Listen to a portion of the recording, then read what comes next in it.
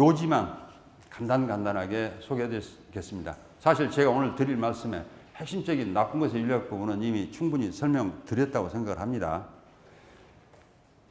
나쁜 것의 윤리학은 어느 계열에 있는가 하면 자연주의 윤리학의 한 형태입니다. 자연주의란 말은 자꾸 이제 제가 뭐 1강 때부터 반복적으로 말씀을 드리는데, 우리 철학적 탐구하는데 초월적인 거 필요 없답니다. 우리 경험적인 것으로 우리 철학적인 논의를 이끌어 갈 수 있다 해요.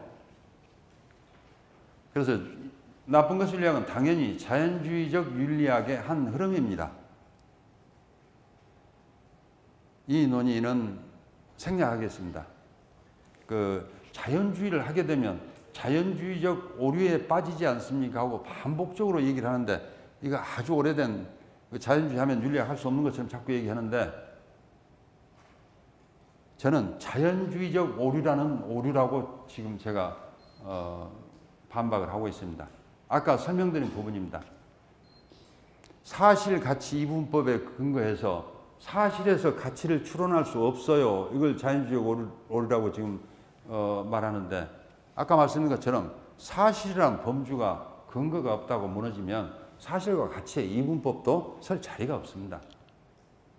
그래서 이 논의는 아주 고전적이 되어서 자꾸 자연주의만 나오면 정답처럼 자연주의를 하게 되면 그 자연주의적 오류를 하게 되지 않아요. 자꾸 이렇게 묻는데, 이미 그 논점을 잃은 그런 주장으로 저는 받아들이고 있습니다. 이 세부적인 논의는 제 논문을 통해서나 정돈이 되어 있기 때문에 여기서 뭐 상세한 설명은 하지 않도록 하겠습니다. 다만 가치 경험은 물리적 경험을 토대로 확장된 경험의 한 국면입니다. 이 말씀은 우리가 물리적으로 두뇌, 몸, 환경이 복잡한 상호작용을 통해서 아주 복잡한 형태로 우리 의미를 산출하고 우리 경험을 확장시키고, 이 과정에서 드러나는 한 국면입니다. 가치라는 것은. 그러지 우리 뭐 다른 경험하고 완전히 분리돼서 가치 경험 따로 있고, 제가 아까 그 경험으로서의 가치에서 그 소개를 드렸지 않습니까? 가치란 건 뭡니까? 우리 경험의 한 국면이고 한 방식이에요.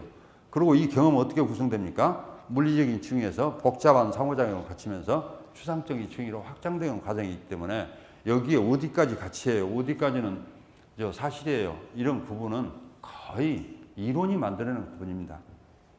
우리 실제 경험을 관찰해 본 바로는 그런 구획이 나오질 않죠.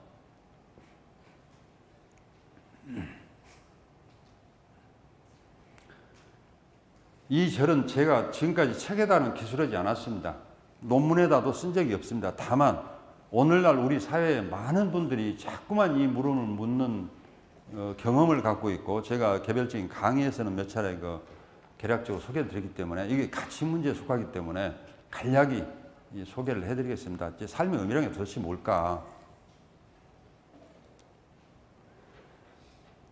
삶의 의미라고 자꾸 궁금해하시고, 저도 실제로 개인적인 질문을 많이 받았습니다. 또 외부 강의 가면 학생들이 아닌 그 분들에게 이 문제를 거론도 했습니다만은, 삶은 지속적인 의미 만들기 과정이라고 말하는 것은 마크스완 선생님의 생각입니다.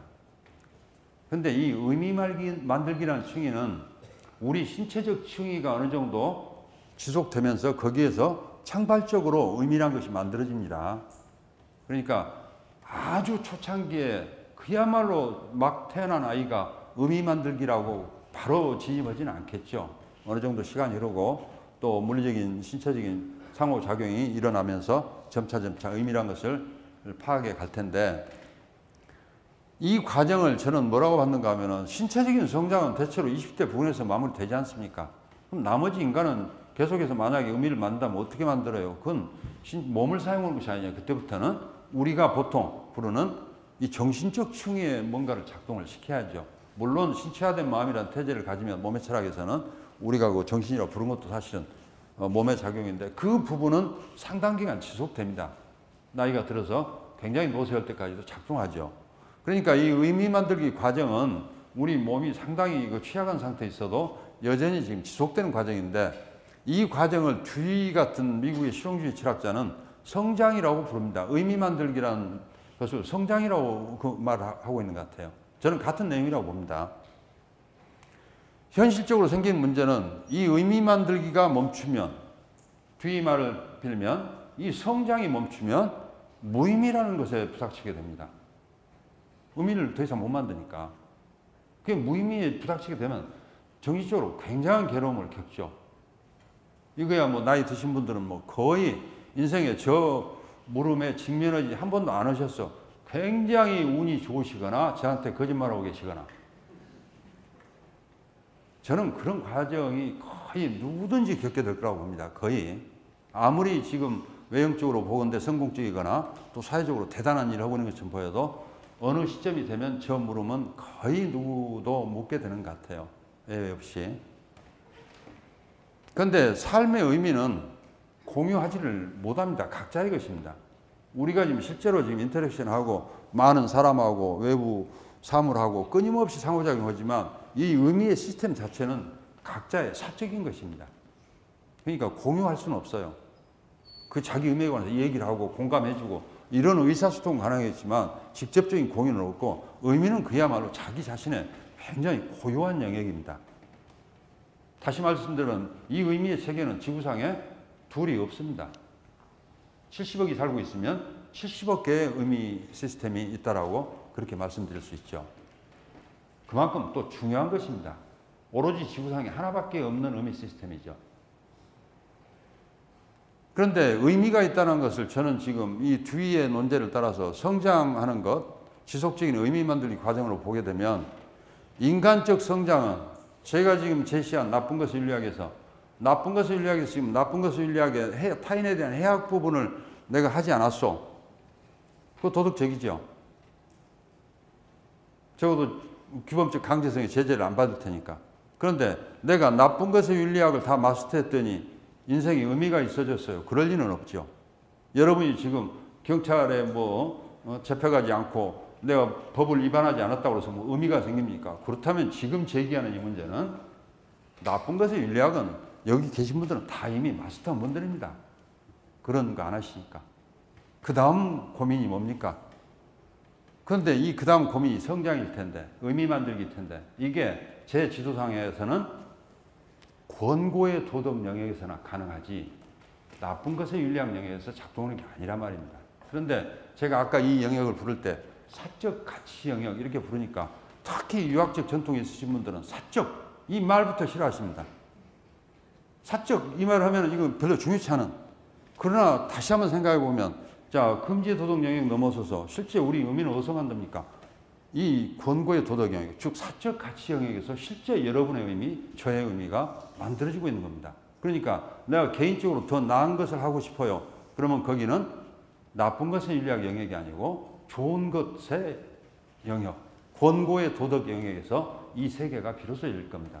그러니까 사적이라는 말이 아까 그 해양 문제에 오게 되면은 중요성을 안 갖는 것 같지만 각자 개인의 문제로 분산되는 것 같지만 각자가 유일한 존재라는 가정을 하고 그것의 의미를 만들어가는 과정이라고 생각하면 이 사적 영역이 개인에게 얼마나 중요한지 제가 두 말을 드릴 필요도 없겠죠.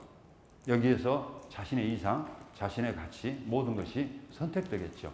문제는 이 선택을 누구도 해주지 않는다는 것입니다. 오로지 자신만이 거기를 감당해야죠. 자, 이 사적 가치 영역에서 성장이 제대로 됐다면 나타나는 건 뭡니까? 자신의 희망에 기여하고 나아가 그것이 타인의 희망에 기여하는 것이 저는 성장의 내용이라고 봅니다. 혹시 내가 뭘 선택해야 하나 고민이 되시거든 지금 이 선택이 나에게 어떤 희망을 주는지 이 희망이 나를 넘어선 누구에게 희망이 될 것인지를 한번 재보시면 그 선택을 하시는데 거의 착오가 없으실 겁니다. 그 희망의 내용은 제가 모르겠습니다. 제가 선결적으로 정할 수 없습니다. 또 여러분이 어떤 형태의 희망을 전해주실지는 제가 정할 수 없고 제가 알 수 없습니다. 다만 이것이 자신의 희망에 또 타인의 희망에 어떤 방식으로 확장될 수 있는지 이건 한번 고민해 보시면 좋은 가이드가 안에서 나오지 않을까